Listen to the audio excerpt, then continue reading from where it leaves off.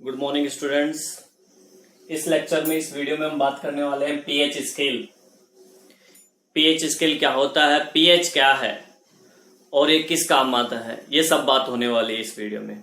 क्योंकि acid base का topic चल रहा है तो पीएच की बात भी होगी, ये एक इम्पोर्टेंट चीज है। इस पीएच में अगर हम बात करें कि पी का मीन्स होता है पोटेंज, पी मीन्स होता है पोटेंज, पोटेंज यानी स्ट्रेंथ। किसी भी एसिड और बेस की जो स्ट्रेंथ होती है उसको शो करता है ये P। और H मतलब होता है हाइड्रोजन आयन। हाइड्रोजन आयन के बेस पे ही कोई एसिड और बेस जो है, H प्लस जो है आयन के बेस पे एसिड और OH नेगेटिव आयन के बेस पे बेस जो है उसका कंसंट्रेट कितना है, उस बेस पे एसिड वीक और स्ट्रॉन्ग होता है, यानी उसकी स्ट्रेंथ पता चलती है। तो बेसिकली जो पूछा जाता है एग्जाम में वो पूछ लिया जाता है कि पीएच का मीन्स क्या है। तो पी मीन्स होता है पोटेंज, जिसका मीन्स होता है स्ट्रेंथ, और एच मीन्स होता है हाइड्रोजन आयन। ये जो कॉन्सेप्ट है पीएच का, जो कॉन्सेप्ट है वो सबसे पहले जो है इंट्रोड्यूस बाय द सोरेनसन 1909। यानी कि सोरेनसन एक साइंटिस्ट थे जिन्होंने ये पीएच वाला कॉन्सेप्ट सबसे पहले दिया था 1909 में। अगर इस पीएच की हम बात करें, इस पीएच की डेफिनेशन की बात करें, तो पीएच की डेफिनेशन होती है the negative logarithm of hydrogen ion, the negative logarithm of hydrogen ion concentrate is known as pH. यानी कि देखो क्या कह रहा है, ये लैंग्वेज क्या कह रही है, इसी से फॉर्मूला बन जाएगा the negative logarithm of hydrogen ion, negative logarithm of hydrogen ion, concentrate है हाइड्रोजन आयन का, इसलिए हमने H प्लस और बड़ा ब्रैकेट लगा दिया, is known as pH is equal to pH. यानी negative logarithm of hydrogen ion को ही क्या कहते हैं, पीएच कहते हैं। इसको आप यूं भी लिख सकते हो, pH is equal to minus log 10 आएगा यहाँ पे H प्लस। अब ये जो H प्लस है इसका साइज बहुत छोटा होता है। एक तो हाइड्रोजन एटम जो है फर्स्ट नंबर पे आता है, उसका साइज वैसे ही छोटा है, ऊपर से उसमें से एक इलेक्ट्रॉन लूज भी हो गया तो केवल न्यूक्लियस 1 प्रोटॉन बचा, तो इसका साइज बहुत छोटा होता है। इसलिए ये क्या करता है, एक्वस सॉल्यूशन के अंदर जो वाटर मॉलिक्यूल्स है उनके साथ में अटैच हो जाता है। तो वाटर मॉलिक्यूल्स के साथ में जब ये अटैच होता है तो फिर क्या बन जाएगा, तो हम इसको लिख सकते हैं pH is equal to minus log 10 water molecules यानी H2O, तो H2O और H प्लस एड होगा तो H3O प्लस, ये हो जाएगा। ये आपका आ गया फॉर्मूला पीएच का, ठीक है। अब अगर वाटर की बात करें तो आपको पता है, आपने सुना होगा कि वाटर का जो पीएच होता है वो कितना होता है, वाटर का पीएच 7 होता है। क्या होता है, 7। ये न्यूट्रल होता है। अब ये 7 कैसे है, देखिए वाटर के अंदर जो हाइड्रोजन आयन और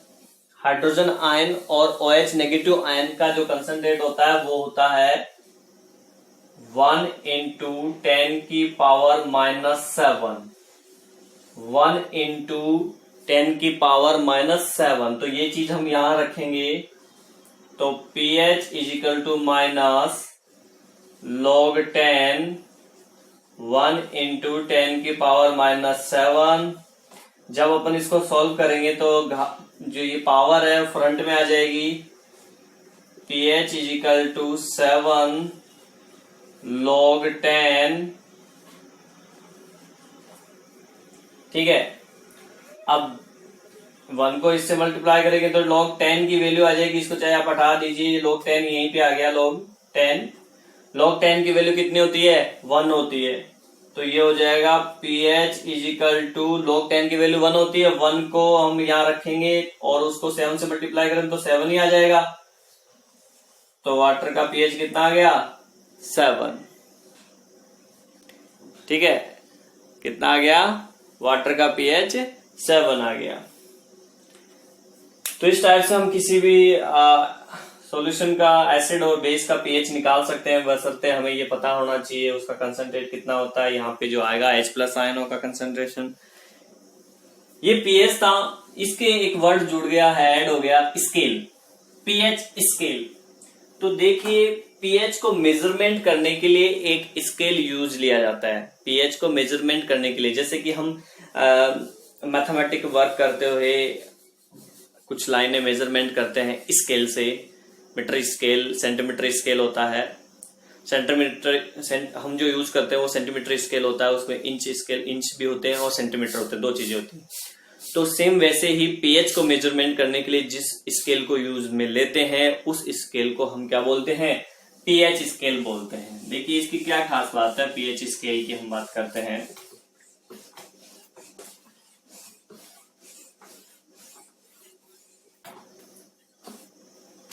पीएच स्केल जो है उस पे 0 से लेकर 14 तक स्केल बना हुआ होता है, 0, 7 एंड 14 पीएच स्केल। इस पे अलग अलग रंग की पट्टियां बनी हुई रहती हैं, अलग अलग कलर्स की पट्टियां बनी हुई रहती हैं। 0 और 7 के बीच में जो है वो एसिडिक होते हैं, एसिडिक सॉल्यूशन होते हैं, ये एसिड का बोल सकते हो आप। और 7 और 14 के बीच में बेसिक सॉल्यूशन होते हैं, ठीक है। और जिसका 7 होता है वो होता है न्यूट्रल, ठीक है। तो जिनका पीएच 7 से कम होगा वो एसिड होंगे, जिनका पीएच 7 से ज्यादा होता है वो बेस होते हैं, जिनका 7 होता है वो न्यूट्रल होता है, वाटर का 7 होता है वो न्यूट्रल है। ये मेजरमेंट कैसे कर रहे हैं कि कैसे पता करें कि वो एसिड है या बेस है, उसका पीएच लगभग कितना होगा। तो क्या करते हैं कि एक पीएच पेपर आता है, पीएच पेपर को सॉल्यूशन में डिप करते हैं, उसको ड्राई करते हैं। फिर ड्राई करने के बाद में इस पे मैंने कहा ये जो पीएच स्केल है इस पे अलग अलग कलर्स की पट्टियां बनी हुई रहती हैं। तो जो पीएच पेपर ड्राई करने के बाद उसका जो कलर आया उस कलर को हम इससे मैच करते हैं कि किस वाले कहाँ पे वो मैच होगा। मान लीजिए कि वो यहाँ पे एक कलर पट्टी बनी हुई है, इससे मैच हो रहा है उस पीएच पेपर का, तो इट मीन्स उसका पीएच लगभग यहाँ के आसपास होगा, लगभग 6, ठीक है ना। मैं पीएच स्केल का डायग्राम आपको कलर के साथ में वीडियो में शो कर दूंगा, ठीक है। तो आप वहां देख सकते हैं अलग अलग कलर की पट्टियां बनी हुई रहती हैं जिनसे उस पीएच पेपर को मैच कर लेते हैं। जो कलर मैच होता है वही उस सॉल्यूशन का पीएच होता है। आई बात समझ में। नेक्स्ट हम बात करते हैं कुछ कंपाउंड्स हैं, कुछ सब्सटेंस है जिनका पीएच क्या होता है। कई बार हमारे मन में आता है कि यार इसका पीएच कितना होता है, ये एसिडिक होता है, ये बेस होता है, लेकिन इसका पीएच कितना होता है। जैसे like a milk, curd, lemon juice, orange juice, ऐसे कई चीजें हैं जिनके बारे में हम सोचते हैं तो हमें ख्याल आता है कि पता चले इनके जूस का, इनका जो रस होता है उसका पीएच कितना होता है। तो मैं अब आपको यही बताने वाला हूं कि इनका पीएच कितना होता है। कुछ इंपॉर्टेंट जो जनरली एग्जाम में पूछ लेते हैं, कॉम्पिटिटिव एग्जाम में पूछ लेते हैं या वैसे भी पूछ लेते हैं, तो इनकी बात करते हैं अपन कि इनका पीएच, किसका कितना पीएच होता है। तो देखिए स्टूडेंट्स, इनके पीएच की अगर हम बात कर रहे थे, MgOH का होल ट्वाइस है, 10 है, सैचुरेटेड सॉल्यूशन ऑफ NaOH है 15 समथिंग, 1 मोल NaOH का है 14,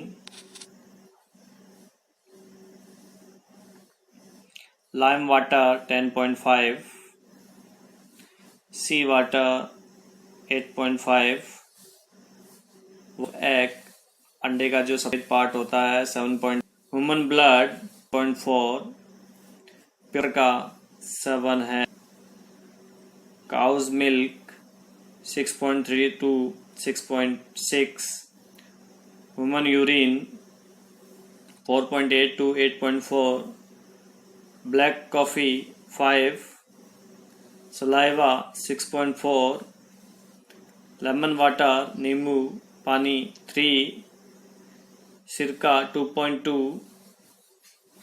गैस्ट्रिक जूस गैस्ट्रिक जूस में S1.2 और टी की कंडीशन में ये बढ़ जाता है, कम हो जाता है, मतलब हो जाता है। फिर है 1 मोल HCl0, कंसनट्रेट HCl1, TR 7.4 आंसू का, grapes juice 3.2, orange juice 3.5, tomato 4.2 and soft drinks 2 से 4 के बीच में होता है ये, ठीक है। कुछ सब्सटेंस थे मैंने आपको यहाँ बताया, इनमें से आप इम्पोर्टेंट लर्न कर लेना। वैसे ये सभी लगभग इम्पोर्टेंट है क्योंकि इनमें से किसी एक का पूछा जाता है।